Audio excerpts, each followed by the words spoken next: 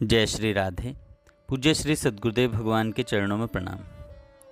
पूज्य श्री भाई जी के कुछ अंतरंग पत्र जो उन्होंने साधकों को लिखे थे। एक पत्र में पूज्य भाई जी कहते हैं, सप्रेम हरि स्मरण, तुम्हारे बहुत से पत्र आए, मैं उत्तर नहीं लिख पाया, सो कोई विचार मत करना। इधर मैं बहुत ही कम पत्र लिख पाता हूँ। तुम्हारे स्वास्थ्य की बड़ी चिंता रहती है, ठीक इलाज नहीं करवाते, सो ऐसी उपेक्षा नहीं करनी चाहिए। होगा वही जो प्रभु ने रच रखा है, पर प्रभु की वस्तु मानकर प्रभु के प्रसन्नता के लिए ही, आसक्ति से नहीं, उसका पालन संरक्षण करना चाहिए। मेरा स्वास्थ्य इधर कुछ शिथिल चल रहा है।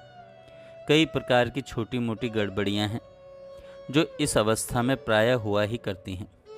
जरा भी चिंता की बात नहीं है, तुम मेरी ओर से प्रसन्न रहना। तुम्हारा लीला चिंतन भली भांति चल रहा होगा। जरा भी चिंता की बात नहीं है, तुम मेरी ओर से प्रसन्न रहना। तुम्हारा लीला चिंतन भली भांति चल रहा होगा। परम प्रेमास्पद प्रभु के प्रति पवित्र प्रेम होना चाहिए। पवित्र प्रेम का अर्थ ही है अहेतुक सहज तत्सुखार्थ होने वाला प्रेम।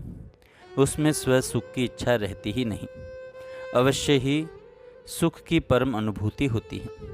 उनको प्रसन्न मुख सुखी देखकर अपने में सदा सर्वदा गुणहीनता, दोष, ममता की अनुभूति होती है और प्रभु के अपने प्रति अहेतुक प्रेम का आनंदमय दर्शन होता रहता है। परंतु एक और भी महत्व आता है कि प्रभु मुझसे प्रेम न करें तो अच्छा, क्योंकि इससे उनको अधिक सुख होगा। एक बहुत सुंदर प्रसंग सुनाता हूँ, चलो तुम्हें। श्री राधा जी एक दिन श्री श्याम सुंदर के कुंज में पधारी।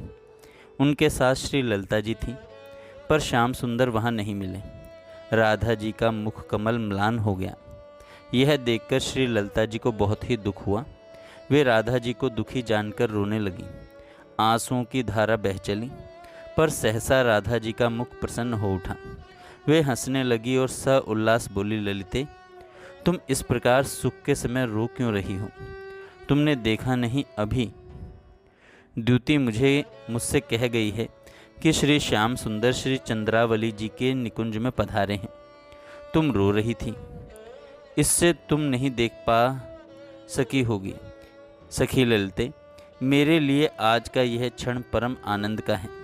मैं सदा इस बात से दुखी रहती थी कि पता नहीं श्याम सुंदर की बुद्धि कहाँ चली गई है।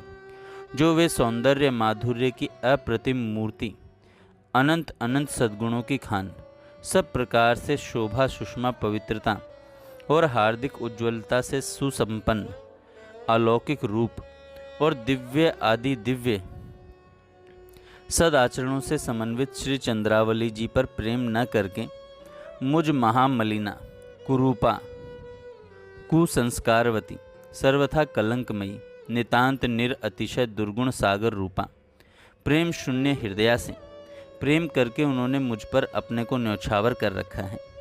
मैंने श्याम सुंदर को कई बार समझाया, उनसे विनय प्रार्थना भी की कि आप मुझे भूलकर श्री चंद्रावली जी को अपनाइए, उनसे मिलकर आपको परम सुख होगा। परंतु उन्होंने कभी मेरी बात सुनी ही नहीं। मैं उनकी इस अज्ञता पर, मोह मुग्धता की दशा पर चिंता करती रही। पर आज मेरा भाग्य जाग गया। आज मेरे चिर दिन की सुख की साध पूरी हो गई। श्याम सुंदर को विधाता ने आखिर सद्बुद्धि दे दी और वे आज चंद्रावली जी की कुंज में पधारे हैं। कितना सुख मिलता होगा श्याम सुंदर को उनसे मिलकर। मेरे धन्य भाग्य हैं। अब मेरी विधाता से यही प्रार्थना है कि श्याम सुंदर मुझको सर्वथा भूल जाएं, कभी याद ही न करें। कहीं मेरी याद आ गई और उनका मोह फिर जाग जाएगा तो इस सुख से वे वंचित हो जाएंगे, जो मेरे लिए बड़े दुख और अभाग्य की बात होगी। श्री राधा रानी इतना कहकर चुप हो गईं। ललिता जी की विचित्र दशा थी। इतने में ही श्री राधा जी ने क्या देखा कि श्याम सुंदर मुस्कुराते हुए सामने खड़े हैं। उनको देखते ही राधा जी लज्जित हो गईं, सिर नीचा कर लिया। श्री श्याम सुंदर ने उनको अपने भुज पाश में बांध लिया और स्नेहार्द्र होकर बोले, प्राणेश्वरी, मेरे हृदय की रानी, मैं यहीं तुम्हारे पीछे सब तुम्हारी बातें सुन रहा था। तुम आई, उस समय मैं यहीं था, तब से यहीं हूँ। तुम दोनों मुझे देखकर भी देख नहीं पाई। मैं छिपा रहा, तुम्हारे हृदय के परम पावन अमृत रस का तुम्हारी वाणी के द्वारा पान करता रहा। हे जीवनेश्वरी, सचमुच मैं बड़ा सौभाग्यशाली हूँ जो तुम्हारे चरणों में मुझे स्थान मिला है। मैं तो विधाता से यही वरदान चाहता हूँ कि मैं तुम्हारे चरण कमल मकरंद रस के पान करने का लोलुप मिलिंद ही सदा बना रहूं। भाई जी कहते हैं, कितना उज्जवल निष्काम भाव है। श्री राधा माधव का प्रेम इसलिए परम उज्जवल है कि उसमें केवल प्रियतम के सुख को ही एकमात्र स्थान है। भुक्ति, मुक्ति, सिद्धि, साम्राज्य सभी की विस्मृति है। इसीलिए यह कहा गया है और यह परम सत्य है कि जब तक मनुष्य में जरा भी गंदे काम का निवास है, वहाँ तक वह इस विशुद्ध सर्वथा निष्काम प्रेम का अधिकारी नहीं।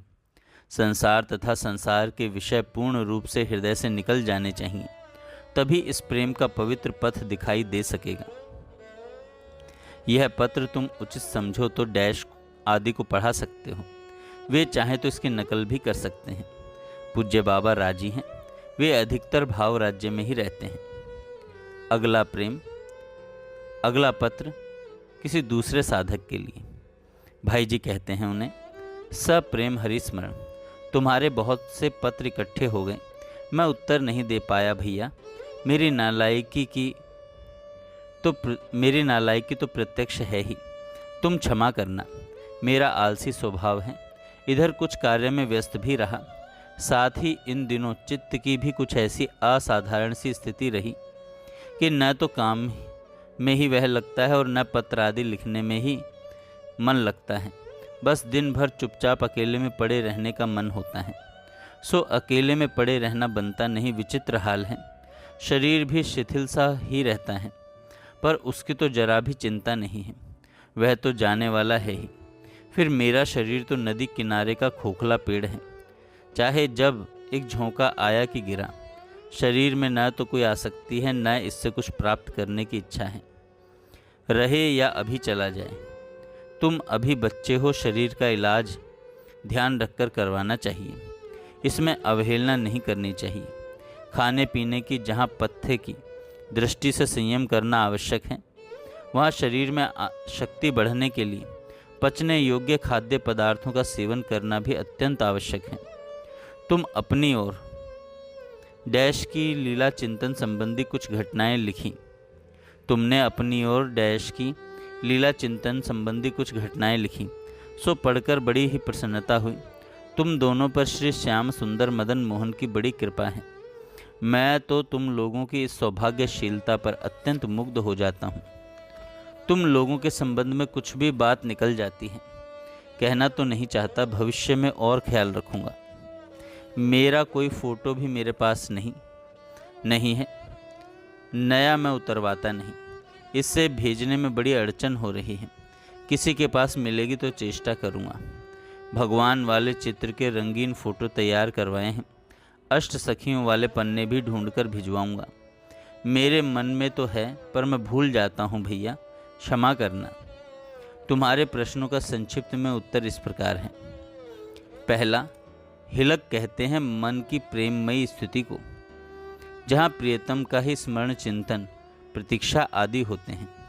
दूसरा, निकुंज लीला में कहीं सखियाँ प्रिया प्रियतम के साथ रहती हैं, कहीं बिल्कुल नहीं रहती, सेवा की प्रतीक्षा में बाहर रहती हैं, साथ रहकर यथा योग्य सेवा में लगी रहती हैं।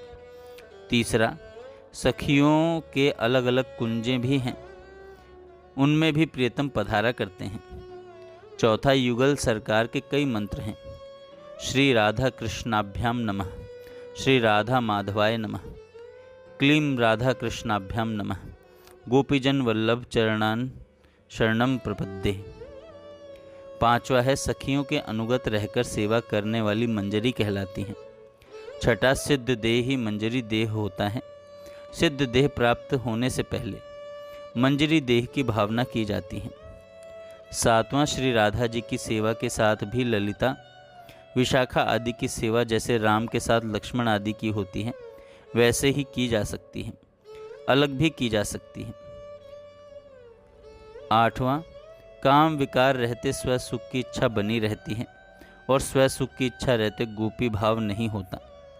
प्रिया प्रियतम दो नहीं हैं, एक ही परम तत्व के स्वरूप हैं।